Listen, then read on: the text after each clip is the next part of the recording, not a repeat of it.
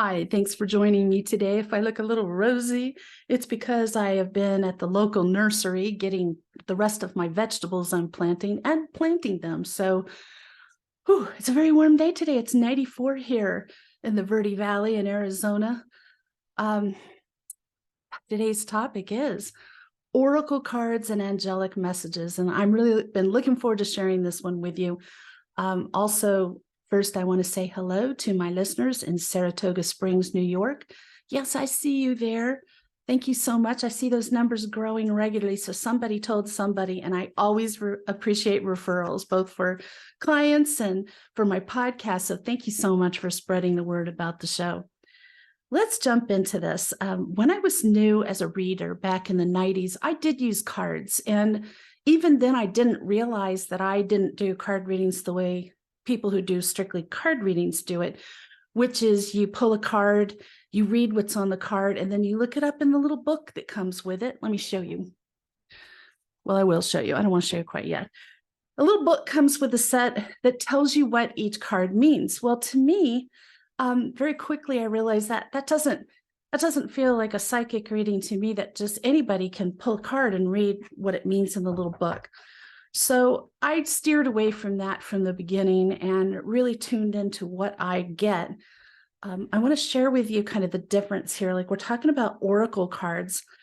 The reason I like oracle cards is there's very little writing on them. I don't like it when there's a paragraph of writing because, again, that goes back to a leading you as the reader, or as an individual, as to what you're getting. I don't want anything. It's kind of like when a client comes to see me or sets up a virtual session and they're telling me their question. I want to know as little about it as possible. Just ask your question, because it can really color what I get. So I just assume maybe tell me a name and ask me what's going on with them, but I want to show you the cards that I use, and it's kind of funny. I got to explain this. This is the box they come in. Angels of Atlantis. I have no idea why Atlantis is in there, because there's nothing about them that's about Atlantis. And these are Archangel cards. So, of course, I'm going to be drawn to that. My mentor is the one who turned me on to these cards, and they're still my favorite. I have a lot of different decks of cards, but I use these most of the time, 95% of the time. So, for example, let's say you pull a card. This one has Archangel Raphael at the top and the word cleansing at the bottom. If you were doing a card reading, you would go, oh, okay, here's the little book that comes with the set. And you'd look up Archangel Gabriel, and you'd look up cleansing and see what it says. I'm sorry, Raphael. I said, a little sun got to me clearly. No wonder I'm like, I can't find that one. That's how I know the sun got to me. Okay. I'm still working my way there here, folks. Here we go. So there's a paragraph in here under cleansing, and you just read what it means. Great. There's nothing wrong with reading that. Like, if you're doing this for yourself and you want to pull a card, I would say the best thing is to take the cards and shuffle them. They're really thick and big cards, this particular deck. So this is how I shuffle them. I take a section, move them around. I had a couple of people with big and strong enough hands, they could shuffle these like a regular deck of cards, but I can't. So that's what I do. I just shuffle them good. And then you would spread them out, even for yourself. You would spread them out.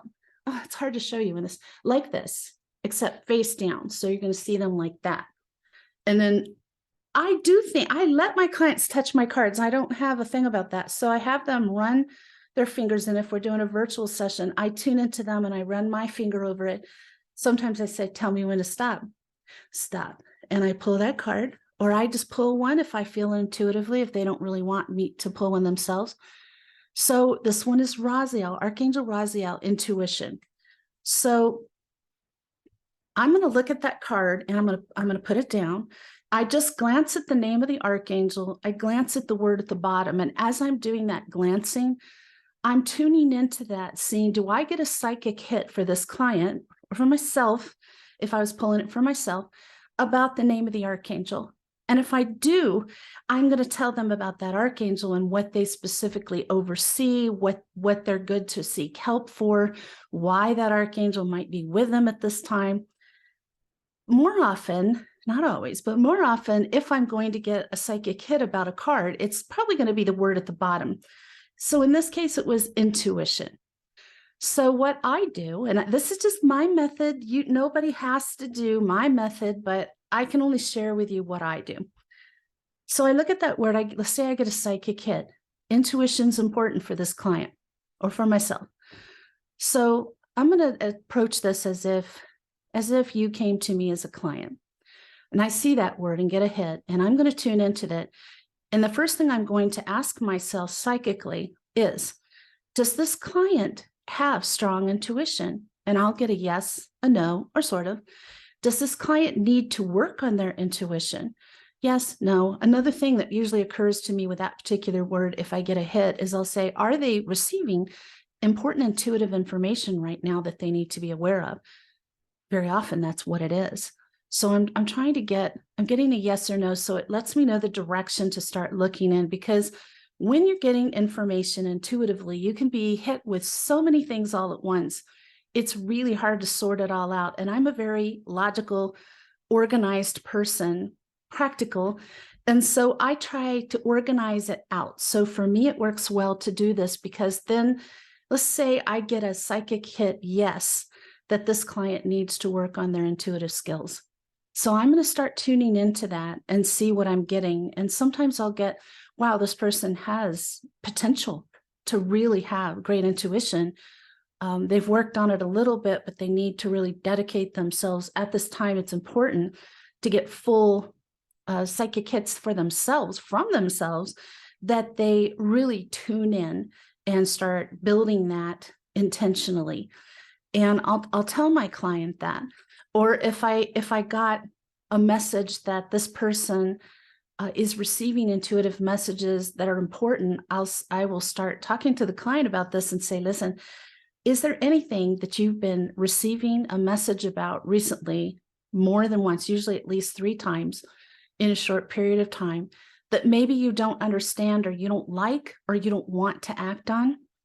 And they'll think about it. Sometimes they can think about it during the session, and I don't push that. Honestly, you can't make yourself remember something in the heat of the moment. So sometimes I'll say, that's why I have you, record your session so you can listen to this later. Think about this. And if something occurs to you, listen to the recording of this session again. And you could also, once you know what it is, set up another session. Let's talk about that specifically. But I'm getting that there's something important and you're not getting your own intuition about it. When that happens to me, I know I'm getting it. I just don't want to act on it. So that was more in the past than it has been anytime recent. But let's say my intuition's telling me a person's not stable enough to go into business with. And I know that, like, I can see it psychically, intuitively, I can feel it, I can see it, but I really like this person. And so I decide I'm going to go into business with them anyway. And then, well, eventually it hits the fan, because that person was not stable enough in multiple levels. And so that's just an example. Another example I can think of from long ago that truly happened to me was I met somebody and was very attracted to this person, and my intuition was telling me something's off. And I didn't want to listen to it, because this person had a lot of qualities that I was looking for, and they ticked off, a lot of check marks I liked. I don't do that so much anymore, but I didn't want to listen. I wanted to date that person. And it led to a serious dark night of the soul. I wrote about this in my book, Let Your Angels Lead. That was that particular relationship that I refer back to in that. Your intuition will tell you things your brain and your heart don't want to hear. And it happens in card readings too. So I don't want to say, I take that back. This is not card reading.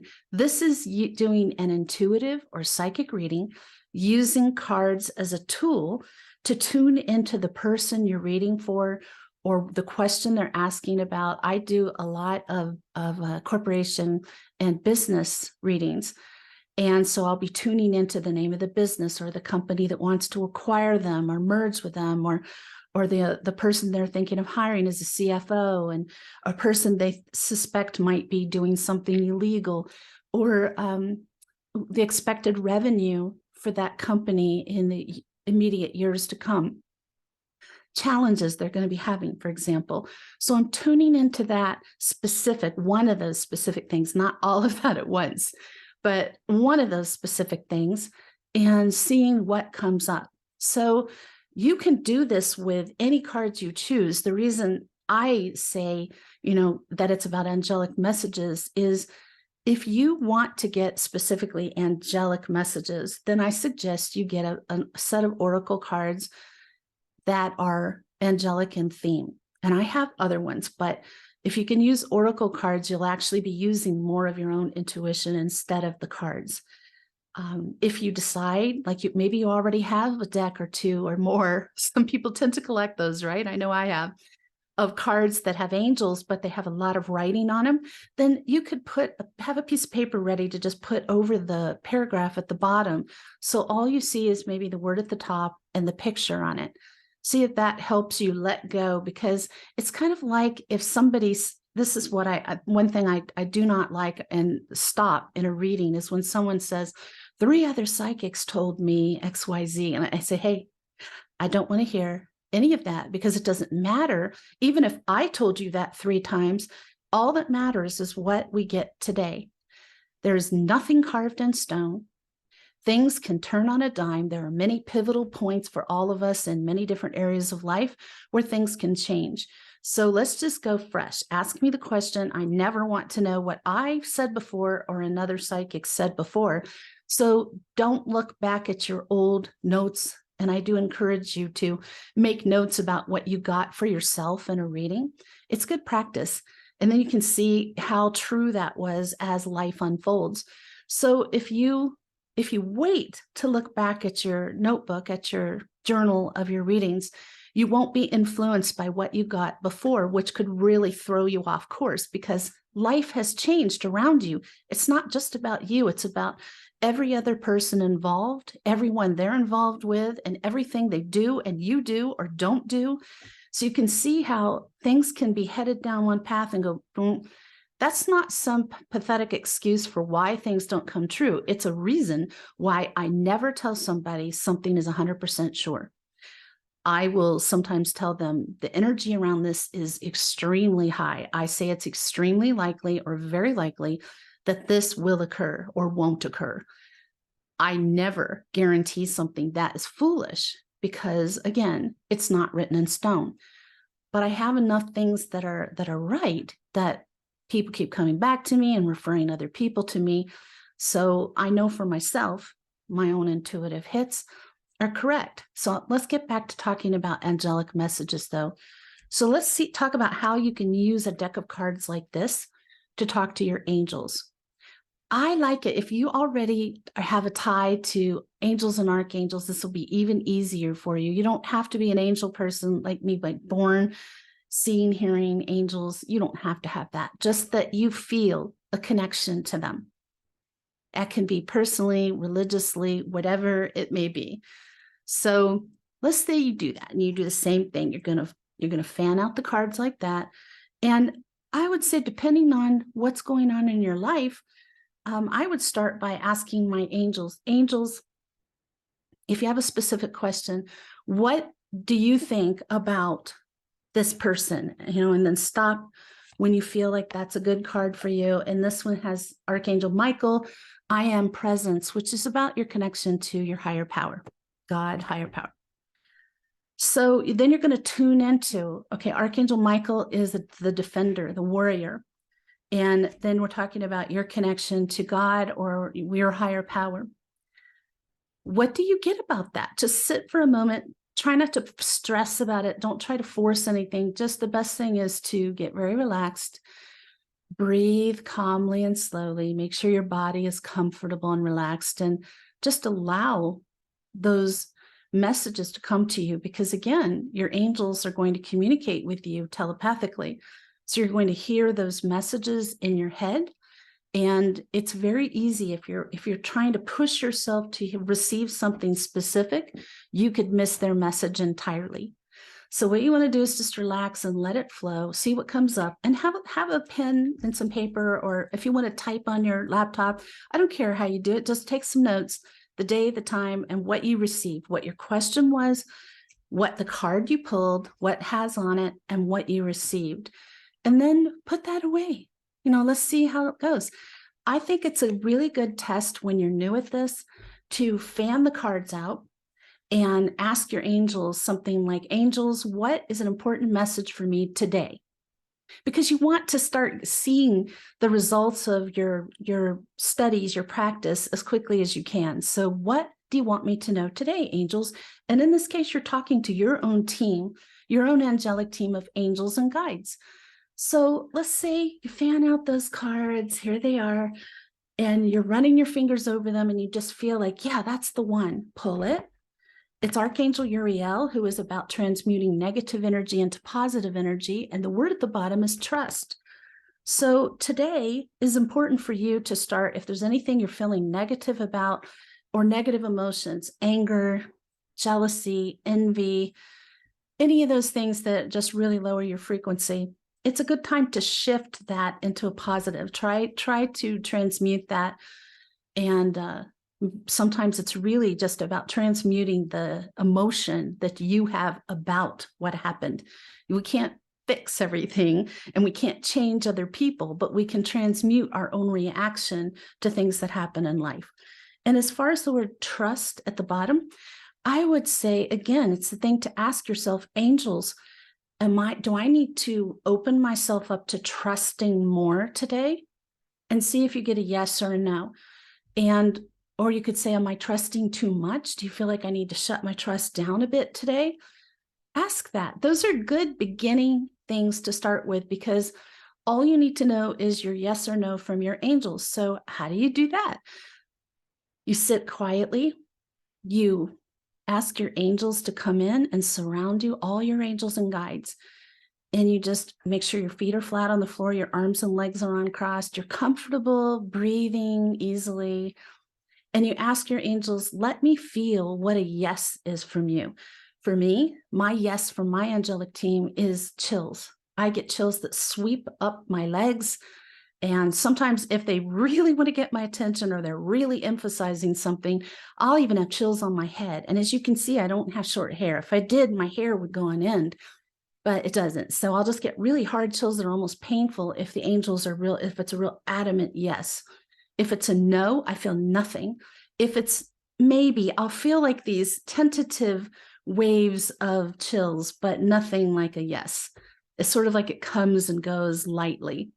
Yours could be something completely different. And you need to practice that until you know for sure what your yes, your no, and your maybe is. Because a maybe is also a sort of. So you might be a little off track. And to me, the sort of, if that's how you're communicating with your angels, if all you can get is yes, no, maybe, it helps you redirect a little till you can pinpoint the question you're asking to get a yes or a no. So it's kind of like, remember that game, you're colder, you're warmer, hot, hot. It's like that with your angels until you can hear their messages, hear them in your head. This just takes you another step closer to that. The book is kind of handy. I rarely look at mine, but one thing these books do have that come with the sets is they tell you some different spreads that you can try, like the 1-card spread or the 12-card spread. Tells you how to lay this out, what each card will mean for you. When I was new, I would do past, present, future, and then I would do oh gosh, what were the other two? Past, present. Sometimes I just did past, present, future, but I had another. Oh, I had a love and I had a business. So sometimes when people had no questions, and especially in my early days when I don't think I'd honed myself nearly to the point, my gosh, that was 94. I hadn't honed my skills nearly to the level they are now. And so it made it easier for me when people would call me because I worked for a hotline based in Sedona in the beginning, and I didn't use my own name or show my face because I was working in the field of mental health. Not exactly a good match, but they would call and say, I want to know what you get about my business. And they have no questions. I would make them tell me the name of their business because I can't read without knowing the name to tune into. And I would just say, here's what I get for now, past, present, future. And then instead of the love and business, both those questions would be about business. Now, if you're reading for somebody else, if you hone your skills to the point where you're ready to start practicing for other people, which I highly recommend. I did that a lot for years for people. And I really didn't tell anybody I was doing this work because, again, I worked in administration, in mental health, and seeing clients, patients. No, that's not good. So they wouldn't have understood. So what you can do is have them come prepared with some questions for you.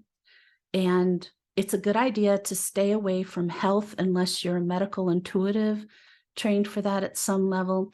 It's a good idea to stay away from money unless you're trained for that as well. Those are areas where you can get yourself in trouble, and stick with people's favorite is love. You can never go wrong with love. So they always have questions about relationships. And there's nothing wrong with asking generalized questions about their business. Like sometimes people come to me and say, I'm thinking of starting, let's say, a hair salon or a chain of hair salons. And I'll ask, okay, what name are you going by? Well, we have 3. I said, do you mind if I hear all 3 of them? And so I'll hear that and I'll tell them which one my angels are giving me the biggest yes on. And most often they end up going with that name. But you don't have to use this for intuition. For intuition, you can use it for strictly angelic messages. It's up to you. So it's your intention at the beginning of the reading, whether it's for yourself or for someone else, as to where that information is coming from. Unless you state otherwise, it would be your own intuition. So if you want your angels to chime in, you need to know the yes, no, and hopefully a maybe. Yeah, you could start with a yes or no, and then ask them at the beginning, say, angels, I'd like you to give me messages about these questions I'm getting ready to ask you, or this person's getting ready to ask. Then they'll know, they'll do it. It was kind of funny. I'll just say that I did not initially include angels in so many of my sessions, but they started coming in when I was doing healing work on people. I used to do hands-on healing for a long time. And angels would come in and I could feel them coming in and helping me, sending their energy through mine. Then they were coming in for mediumship. Then they were coming in for psychic. And then they always came in for angel readings, but then they started coming in for pretty much everyone for everything. And that could happen for you as well. So go with it, ride with it, be prepared to kind of go with the flow. And it just takes practice to build your confidence that you're getting a yes, no, or maybe from your angels, that you can trust your intuition, that you're getting real angelic messages. I think you're going to like that a lot. I wanted to tell you, I have a class coming up on my Patreon page, which is also the Angel Room, that's strictly about journals, where I'm going to show you some of the journals that I've done over the 40 years and talk about my journaling process. Again, I'm giving away a free week membership right now. And even if you decide to pay, you can join for so low. And it's a lot of exclusive information and classes and events over there. So you might want to check that out. Tune in next Sunday. I'm so excited because my guest is Sherry Tisdale. You might remember her. She was here a few months ago. Sherry has some more fabulous stories. Oh my goodness. We're going to be talking about her experience with angels, her personal experience with miracles happening, and her spiritual gifts, kind of the outline of how this opened up. And you might see some of yourself in this as well. So I'll be continuing this conversation over on Patreon if you're interested in hearing more about Oracle cards. And in the meantime, may your angels surround you. May your angels protect you every moment, every day of your life. I'll see you later.